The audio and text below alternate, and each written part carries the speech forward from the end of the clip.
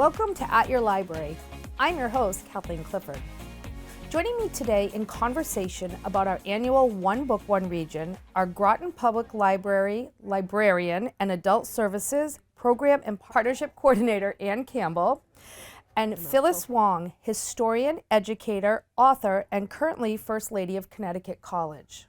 Phyllis is a 30-year member of the university-level academic world, including as First Lady of Northern Michigan University and San Francisco State University. Phyllis is the award-winning author of We Kept Our Towns Going, The Gossard Girls of Michigan's Upper Peninsula. This book shares the stories of the Gossard girls who fueled the local economic and challenged societal expectations through the 20th century.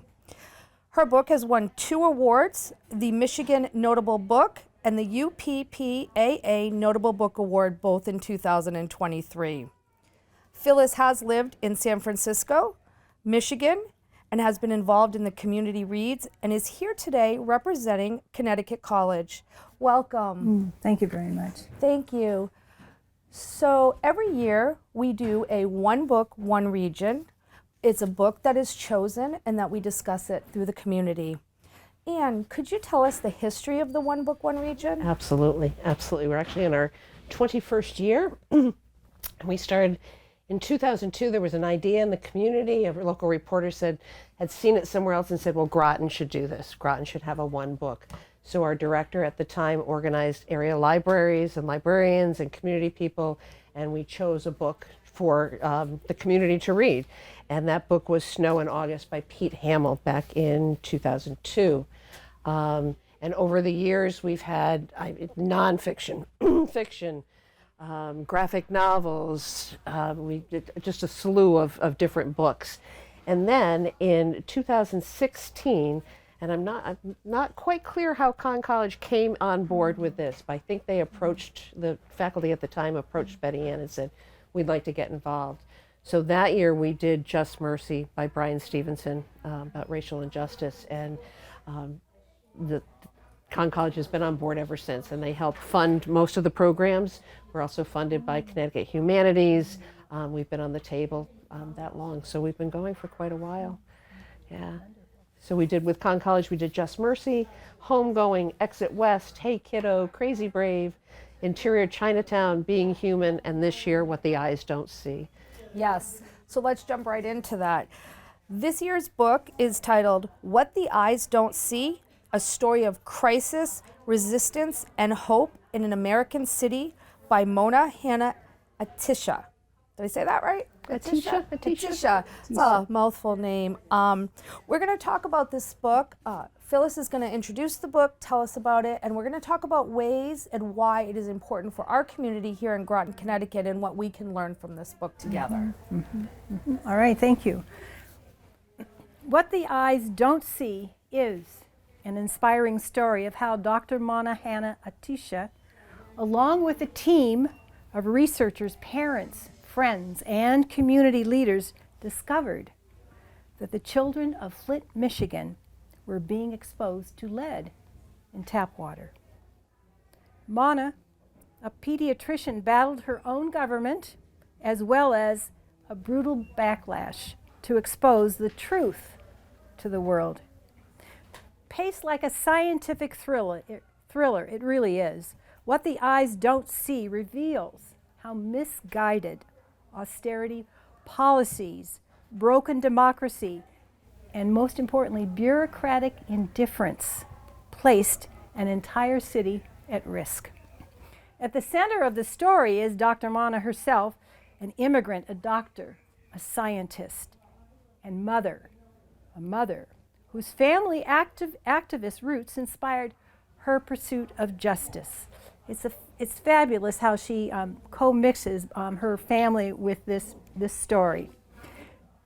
Again, I think I'd like to reiterate that Mona's story is a story of crisis and resistance, and also a story of resilience and hope.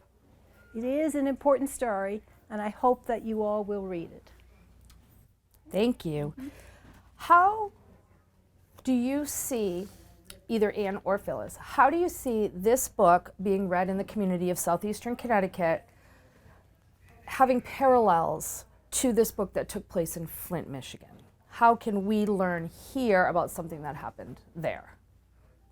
Well, water, all human beings need water, okay? So it is essential to the lifeblood of human beings.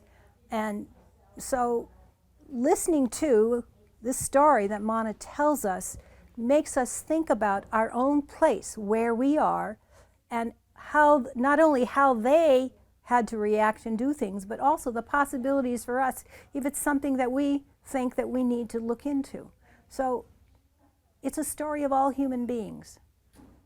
I do believe All that's humans. true. And anybody that has even just caught a headline in the news over the past years have seen how terrible it is, these living conditions without bathing, without drinking water in Michigan, which, you know, people might say, oh, you know, that doesn't happen in America. But guess what? It does. So we could take pieces of it and put it towards any things in our community that we need to fix. And it's not just Michigan. You'll find in the book that it's happened in other cities as well. And it was not, you don't broadcast bad news. But she was so dogged in finding the answers. And again, I related to her as a mother, I think, as much as anything else, because she was just, her immigrant stories, a lot of our one books were about immigrants, and she, it's so well written. And how marvelous it was, at least in my mind, and when I read the book, to have this story told through the eyes, ears, spirit, whatever, of a pediatrician. Mm-hmm. And I suppose it even makes it even more important for us to understand how impactful water, clean water, can be for growing children. Absolutely. Yeah. Exactly. We had another, as a side note, one of our other authors was a pediatrician as well. Kathleen, do you know who that was? Oh, I'm on the spot here. I don't know. Colette Hosseini, who wrote The Kite Runner, was a pediatrician when his book came out. Guess that? Yes, and his books were one of our One Book, One One of Region our as first well, ones, and he's an one of them. amazing, powerful author as well. Yeah.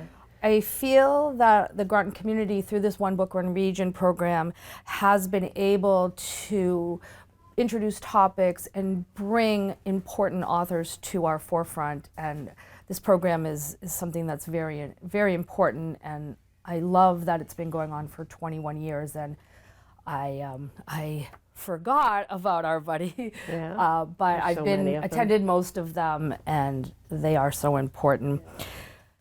So we're reading the book. What are some things that the community can get involved with leading up to the author coming here locally and after, and to keep the conversation going? Sure. Connecticut College has created a wonderful website, onebookoneregion.org, which has the kickoff, which we did at UConn Avery Point, because this has become a true community read. We've gotten all the local colleges involved, as well as the local schools and libraries. That is on there. There's a list of resources. There's interviews with Mona. There's podcasts about water. It is an invaluable resource, onebookoneregion.org. And it also has the past books with their connections. Most of the local libraries have copies of the books. Most of us are doing our own book discussion. That is also on One Book, One Region. Our book discussion here at the library is on Tuesday, September 12th at 6:30, and we have a professor from UConn Avery Point who will be moderating that. And the author will be at Conn College on Thursday, September 20th. At Conn College at 7 o'clock at Palmer Auditorium, and that's a free, open to the event. And there's just something about the energy when you have 800 people who have read the same book that I get goosebumps. It just is, it's difficult to describe when we're all together under that guise of reading the same book and being with the author. It's amazing. And then this year, the Groton Public Library is hosting a community conversation on the 28th of September. It will be held at the Thrive 55, otherwise known as the Senior Center, in our parking lot of the Groton Public Library, moderated by Kevin Booker Jr., who's a community activist, and we have quite a panel. We have a pediatrician, we have a former person from a water treatment plant, we have somebody from Ledge Light, and we have other guests that he's getting together. That's always incredibly informative and really brings it back to the community. That will also be taped and broadcast on the YouTube and on the One Book, One Region website as well. I love the fact that this year you're adding the follow-up conversation, because we do everything leading up to it. We read the book together, we talk about it in our libraries, we all go together to Conn College for the finale. But then when you leave, it's in your brain, you're thinking, you're processing it day after day. And this year, I love that you're giving people an outlet to come and ask questions and talk more about it. I think that is, to me, one of the most positive additions to this already fantastic program. I agree. And think about where else conversations can occur. I happen to remember from one of our previous One Books where I worked in Marquette, Michigan. I had a marvelous conversation in the produce department of a grocery store. That's awesome. I love it. That's the beauty of books, you know, Yes. Anywhere, anytime, and to spark communication between two people. A book does that. And you're here sitting with two people who absolutely do that. Ann and I are That's terrific. very much out in the community yeah. talking about books, Yeah. among other things. But Yeah. you know, you have two not shy people here with you, so it is welcome to our world Yes, and yes. welcome to our area to Yeah. be part of this. It's fantastic. The tagline actually for the One Book is to bring people together to discuss ideas, broaden the appreciation of reading, and to break down barriers among people. And it's across generations, getting the college kids, and some of the books have been more involved with the high school, and people just talk. All of our copies are checked out. You can put them on hold. They're also available on Libby, which is a downloadable resource. And I'm going to plug a new downloadable resource called Palace, P-A-L-A-C-E app, which the state actually took initiative and downloaded that, so that should be available. And not only in book form, I read it once, and then I got to listen to it, and Mona actually read the book. So the audio, if you like audiobooks, I feel like I know her. She was so vulnerable, and it was amazing. Yeah. What's really lovely about her writing, and I believe this is her first book, is that correct? Yes. Okay, I've never met her, but I can feel her passion, I can feel her person in the prose. The strength that she has and the outrage that she has and the resilience that she has to persist even when it seems like she can't persist. Exactly. That's a credit. It's a credit to her, not only as a pediatrician, but as a writer. As a writer, Yes. to do both of those. I Absolutely. found myself gasping at times, like, Yeah. no, that can't. I'm an emotional person, so that's not. Yeah. Well, when a book brings out your true emotions, it really makes you take that to the next level, and it's an important part of who we are and what we do with those things. Well, thank you so much for joining me today. I want everybody to know that you can go on the website, onebookoneregion.org, for all events that are happening in Southeastern Connecticut. Please join us at Connecticut College on September 20th at 7 p.m. for the author visit, and come back for a conversation with us the following week. It has been such a pleasure to have you. This book is so important and fantastic for our community. This has been At Your Library. Thanks for checking in.